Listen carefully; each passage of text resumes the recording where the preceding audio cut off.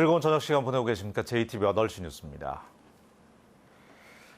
오늘 초복인데요. 전북은 장마가 주춤하면서 야외 수영장 등에는 초복 더위를 즐기려는 가족 단위 피서객들로 북적였습니다. 당분간 30도가 넘는 무더운 날씨가 이어질 것으로 보입니다. 김진영 기자입니다. 야외 수영장이 더위를 식히려는 피서객들로 가득 찼습니다. 너도 나도 물속에 뛰어들어 물장구를 치고 물싸움을 하느라 여념이 없습니다. 미끄럼틀을 타고 내려오면 짜릿한 속도감에 더위는 어느새 저만치 사라집니다. 날도 덥고 그랬는데 여기 와서 물놀이 하니까 재밌고 시원하고 좋아요. 평생은? 맛있는 것도 가족들이랑 같이 먹고 시원하게 물놀이 하니까 더위가 날아가는 것 같아요. 물놀이 뒤에 먹는 음식은 말 그대로 꿀맛입니다. 초복이라 닭을 준비해서 나왔는데요. 물놀이 후라 우리 아이들이 더 맛있게 먹는 것 같습니다. 초복인 오늘 전북은 장마 전선이 물러나면서 낮 기온이 30도 가까이 올라 무더운 날씨가 이어졌습니다. 내일은 구름 많은 날씨가 이어지겠습니다. 낮 기온은 31도까지 올라 오늘보다 더 무덥겠습니다. 오는 화요일에도 낮 기온이 32도를 기록하는 등 무더위가 기승을 부리겠습니다. 하지만 수요일 저녁부터 장마 전선의 영향으로 비가 시작돼 목요일까지 이어지겠고 낮 기온은 30도 아래로 떨어지면서 더위가 주춤하겠습니다. JTBC 뉴스 김진영입니다. 올여름 영유아와 어린이들 사이에서 이 수족구병이 크게 유행하고 있습니다. 다행히 이달 들어서 환자가 조금씩 줄고 있는 것으로 나타났습니다. 하지만 다음 달까지는 계속해서 유행할 것으로 예측된 만큼 방심해서는 안 되겠습니다. 송창용 기자가 보도합니다. 3살 배기 박도연 군은 며칠 전 열이 나고 설사 증세를 보여 병원을 찾았다가 수족구병 판정을 받았습니다. 이후 입안에 물집까지 잡혀 일주일 가까이 고생을 했습니다. 처음에 열이 많이 나고요. 못 먹고 울고 밤새 잠도 못 자고요. 침도 많이 흘리고 그래서 병원에 오게 됐어요. 영유아와 어린이가 많이 걸리는 수족구병의 대표 증상은 손과 발, 입안에 생기는 붉은 반점과 물집, 그리고 열입니다. 심해지면 고열과 구토로 이어지고 탈수 증상까지 나타날 수 있습니다. 여름에 환자가 많이 발생하는 수족구병은 2, 3년을 주기로 크게 유행하는데 올해가 바로 그 해입니다. 지난달까지만 해도 평년의 2배 이상 발생했지만 다행히 이달 들어 환자 수가 줄고 있습니다. 하지만 워낙 전염력이 강하고 최소 다음 달까지는 유행할 것으로 예측됐기 때문에 손 씻기 등 개인 위생에 더욱 신경을 써야 합니다. 어린이집에 다녀오거나 키즈 카페에 다녀오거나 수영장 같은 데 다녀왔을 때는 항상 양치하고 손 잘 씻고 목욕도 해주는 게 사실 좋습니다. 목욕도 해서 몸에 있는 바이러스를 씻어내는 역할을 하기 때문에. 자녀가 수족구병 진단을 받았을 땐 병의원을 찾아 치료를 받고 다른 사람에게 전파되지 않도록 일주일 동안 어린이집이나 학교, 학원 등에 보내지 않는 게 좋습니다. JTBC 뉴스 송창용입니다. 전라북도 주택시장의 공급 과잉 우려가 제기됐습니다. 한국은행 전북본부는 최근 도내 주택시장의 동향을 분석한 결과 2010년 이후 주택 보급률이 계속해서 상승하면서 2014년 112.9%로 전국 평균과 지방 평균을 웃돈 데 이어서 2018년 아파트 입주 물량이 11,700호 규모까지 늘어날 것으로 예상했습니다. 그러나 수요 측면에서는 도내 인구 증가세가 둔화되고 주택 구입 실수요층의 인구가 지속적인 감소가 예상돼서 중장기적으로 주택 수요가 위축될 가능성이 있다고 분석했습니다. 송하진 도지사의 민선 6기 이후 공무원들의 산하기관 파견이 크게 늘어서 전문성을 떨어뜨린다는 지적이 나왔습니다.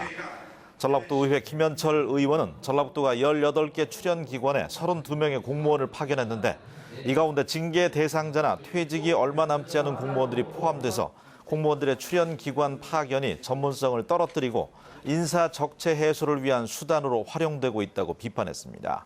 김현철 의원은 출연기관에 지나친 공무원 파견이 공직사회의 반발을 불러오고 있다며 개선을 촉구했습니다. 최근에 전라북도에서 혼자 사는 이른바 싱글족이 전체 가구의 30%를 넘어섰다는 소식 전해드렸는데요. 이처럼 가구 구성원이 한 사람 또는 두 사람인 소인 가구가 늘면서 유통업계도 발빠르게 나서고 있습니다. 이승환 기자입니다.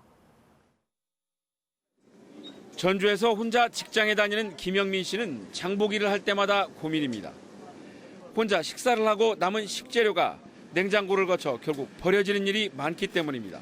아무래도 재료 같은 게 이제 사서 이렇게 뭐 해먹으려고 하면은 많잖아요, 양이. 그래서 뭐 채소류 같은 것도 버리는, 이렇게 쓰고 오래돼서 버리는 경우도 있고요.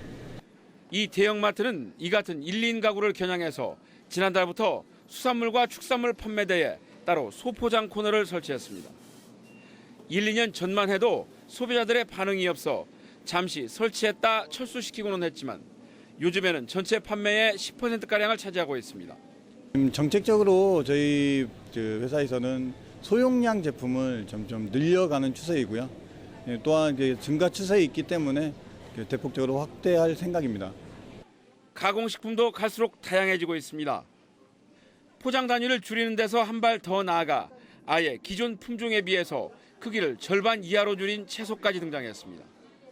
완주군은 2, 3년 전부터 농가를 통해 로컬 푸드 매장에 미니 오이와 미니 파프리카 등 6종의 미니 채소를 공급하고 있습니다.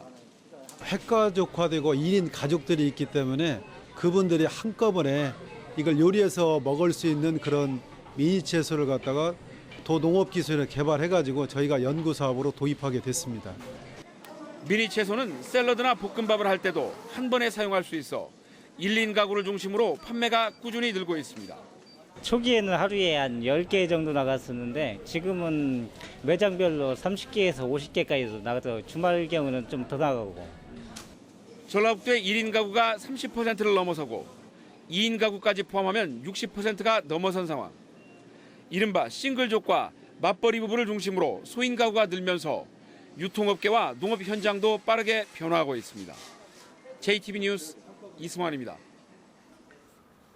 전주시가 LED 가로등의 표준화를 추진합니다. 전주시는 가로등을 LED로 바꾸는 과정에서 지역 특성에 맞는 디자인과 색 온도의 표준 규격을 오는 10월까지 마련키로 했습니다. 현재 전주시 내 가로등은 19,000개로 3%가량만이 LED로 교체됐습니다. 익산시가 성범죄를 예방하기 위해서 공중화장실에 안심 비상벨을 설치합니다. 익산시는 오는 10월까지 공원과 공용 주차장 그리고 다중이용시설 화장실 75곳에 안심 비상벨을 설치하기로 했습니다. 기금운용본부의 전북 이전을 앞두고 전라북도 국회의원들의 정책 개발과 지원이 잇따르고 있습니다. 3당 체제로 접어든 20대 국회에서도 국가 예산 확보는 쉽지 않아 보입니다. 정가브리핑 김철 기자입니다. 내년 2월에 전북 혁신도시로 이전할 기금운용본부의 이전을 앞두고 국회의원들의 지원이 잇따르고 있습니다. 국민의당 김광수 의원은 기금운용본부의 파급 효과를 극대화하기 위한 토론회를 열고 전문가들과 정책 개발에 나섰습니다. 공항이 없이는 사실은 금융허브도 문제가 생기고 기업 유치나 또 여러 가지 지역 발전에 아주 필수적인 부분들이 공항이기 때문에 공항 유치에 좀 전력을 다해야 된다 이렇게 생각을 합니다. 국민의당 김관영 의원은 현대중공업 군산조선소의 가동 중단설로 대규모 실업 사태가 우려됨에 따라 대책 마련에 고심하고 있습니다. 새누리당 정운천 의원이 전북도당 위원장으로 선출됐습니다. 정 위원장은 현재 1,500명인 새누리당 전북 책임당원을 올 연말까지 3,000명으로 늘려 생활 밀착형 정당 활동을 펼치기로 했습니다. 도당을 위상으로 확립하고 우리 당원들의 자부심을 줄 수 있는 그러한 도당으로 운영하겠습니다. 3당 체제로 출범한 20대 국회에서도 전북의 국가 예산 확보가 신통치 않습니다. 새만금 남북 이축도로 사업과 지도권 산림치유원 같은 주요 사업의 예산 확보가 좀처럼 성과를 내지 못하고 있습니다. 의원들은 3당 체제에서는 뭔가 달라질 거라고 큰 소리를 쳤지만 이대로 가면 전북의 국가 예산이 3년 연속 6조 원대에 머물 거라는 우려가 나오고 있습니다. JTB 뉴스 김철호입니다.